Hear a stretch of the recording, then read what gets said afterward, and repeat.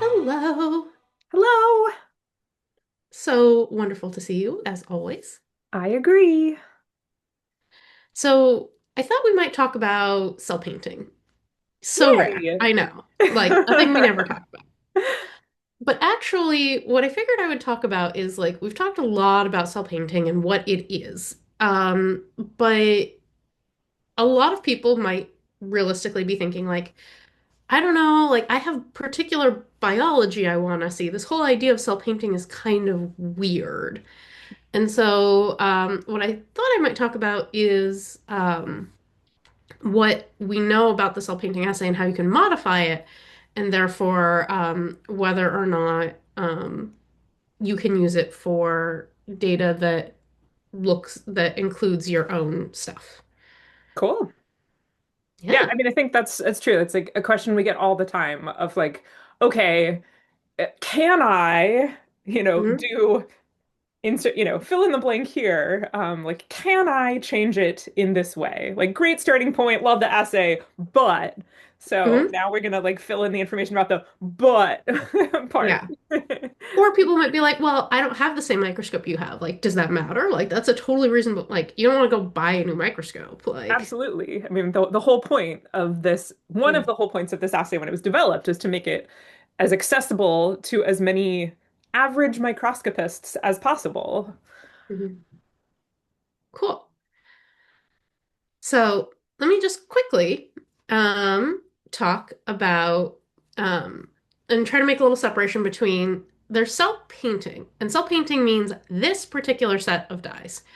It means Hoechst, concanavalin A, mitotracker red, wheat germ agglutinin, phalloidin, and cyto14. So like when we say cell painting, like we specifically mean this. Whereas image-based profiling is sort of like the broader approach. Like, can we measure things about cells and do like high dimensional clustering, basically? Mhm. Um, so how much of the magic in cell painting is the cell painting and how much of it is the image-based profiling? Um, so um, that was actually a thing that we thought was going to be really important to measure when we did the whole jump, which was a joint undertaking in morphological profiling, but where we did a big consortium where we had lots of companies doing this together. We figured we should figure out, and so we did a ton of experiments to talk about like what aspects of this actually matter. Mhm. Um, and one reason that, it's important to sort of know like, do we need all of these dyes is because we have like completely taken up the spectrum. Like, there's no part of the spectrum that is left. Like, most microscopes don't have good filter sets here, but like, we're totally covering everything that, so we can't add anything else. So, very often the question is, do we need all of these dyes? Could I get rid of some so I could put something else in? Um, so we want to know, like, do we actually need all of those dyes? And so let me walk you through how to read this figure. So at the top left is what if we only have size and shape measurements and we pretend we have no dyes at all? Obviously, you can't get cell size and shape from like no dyes, but what we did is we measured all of the dyes, but then we computationally dropped out the measurements of some of them. And then as we go across on the top or on the sides, we add more dyes back in. So we go from measurements of none of the dyes, just things like shape and neighbor features, to every single dye here.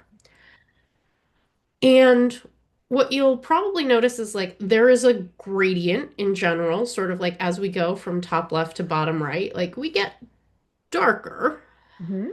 But also, it's not actually that strict of a gradient. Like some combinations of features sort of just look particularly good. And also, in general, this scale bar goes from 49, which in this case is percent of compounds we can sort of reliably retrieve, to 57. Like, it's actually not a huge difference between having as many of the dyes possible and the best result possible and no particular features at all besides size and shape.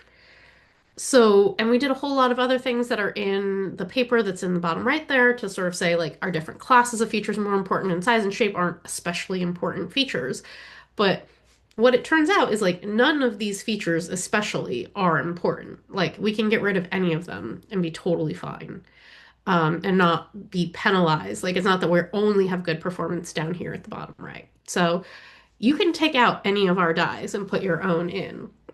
These dyes are not magical, they're not special. It really just seems like it's the total amount, Mhm. um, but not actually like that these dyes are beautiful and magical and special. And are you going to say anything like I think many people, once they start diving into this figure, then get surprised, right? Like, why is it that the highest value uh isn't is actually a subset of the stains? Like, how is it better to have fewer? What's going Mhm. on there? Yeah, I wasn't going to talk about that, but I can tell you, and I can say we don't know for sure. Mhm. But what we suspect is happening in those cases is just we're always balancing between like, are more features adding more biology or adding more noise? Mm. And it might be that once you get beyond sort of a certain amount of biology that's captured, you actually just start confusing the ability to separate these particular sets of compounds. So this is 90 particular compounds that cover 47 different sort of biological things. So they certainly do not cover everything in biology. But we suspect that it starts becoming, in some of these cases, a like signal to noise balance, in that there's just so many things that could be different but aren't actually important, Mhm. that the models start having a harder time figuring out what is the real thing that matters. Mhm. So that's our hypothesis. We don't actually know for sure. We don't think any of these dyes are bad.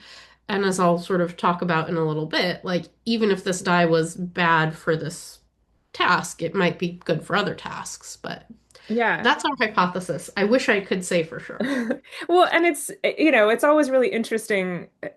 Again, we sort of looking carefully at there are many spots that hit the highest value of 57 and even more that are hitting 56, right? Which again isn't all that far away from the starting point of 49.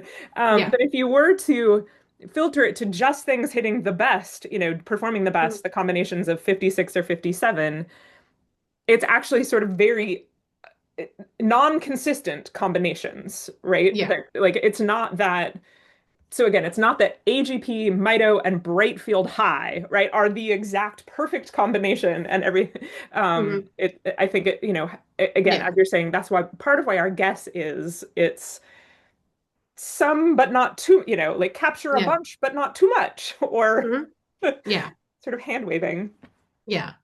But as long as the biology is diverse, like none of these particular stains are like the stain that when we get rid of it, like everything is doomed.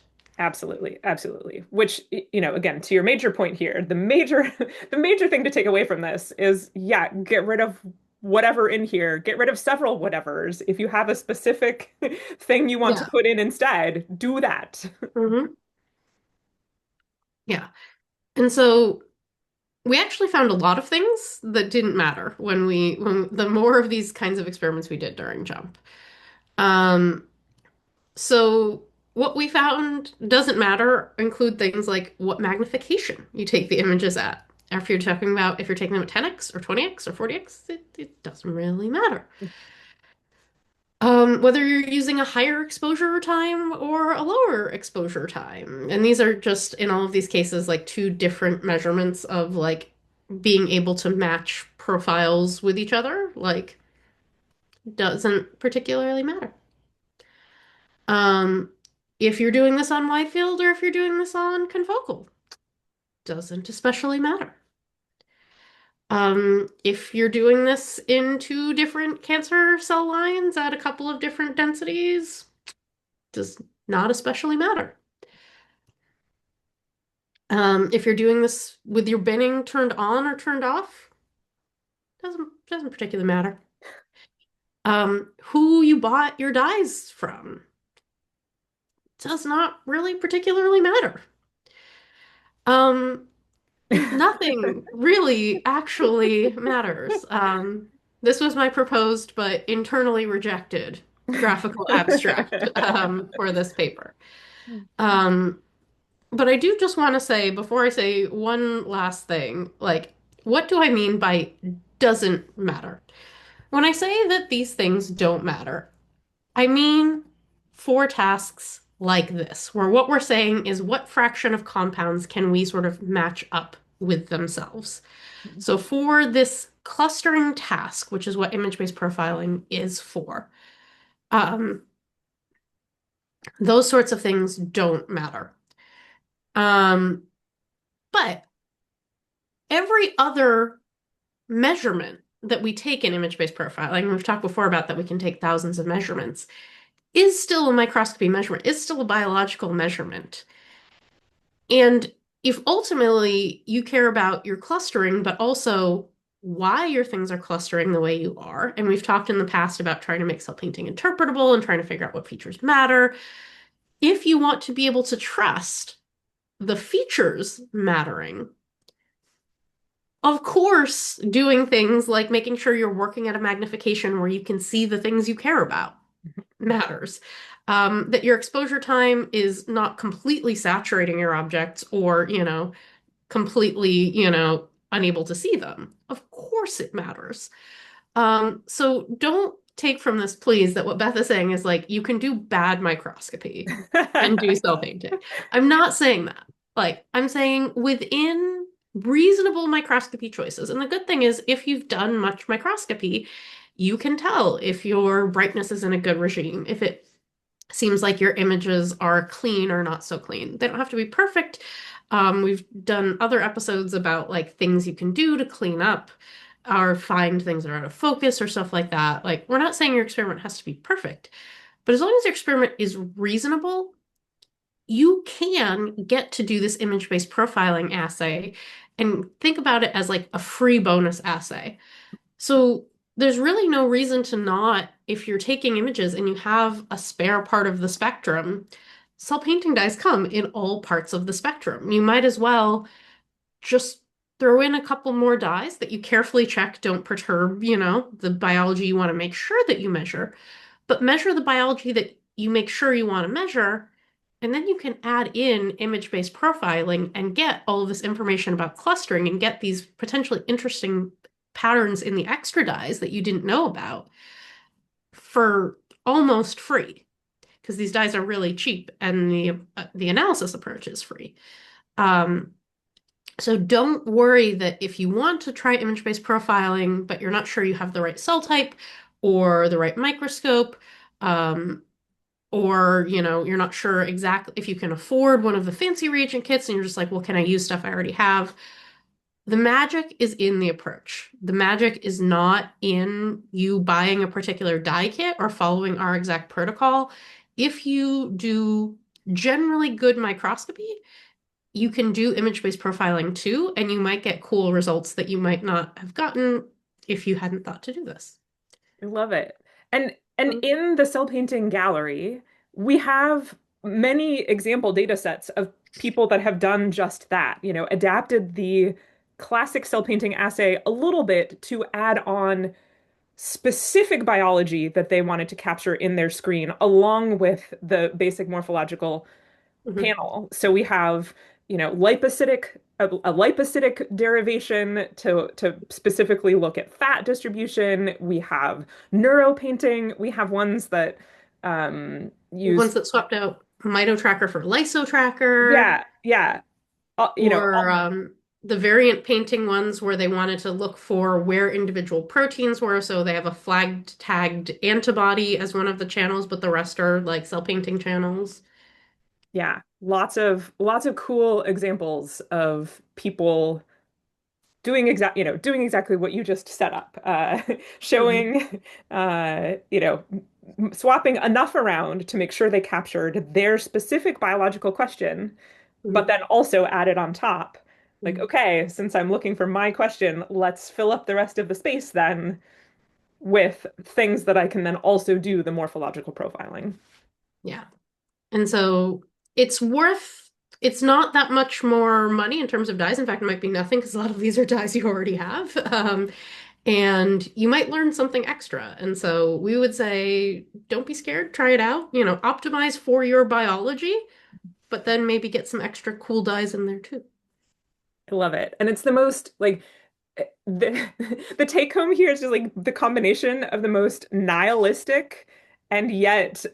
optimistic, like Yeah. like nothing matters, but isn't that exciting, you know? Yeah. Nothing matters, which means no matter sort of what the rest of your experiment needs to look like, probably cell painting will work for you too. So Yeah. nothing matters is actually a message of hope. Yeah. I love it. Well, thanks for letting me talk about, non-canonical cell painting, but all image-based profiling is great no matter what dyes you use. I love it. Thanks, Beth. Yeah, thank you.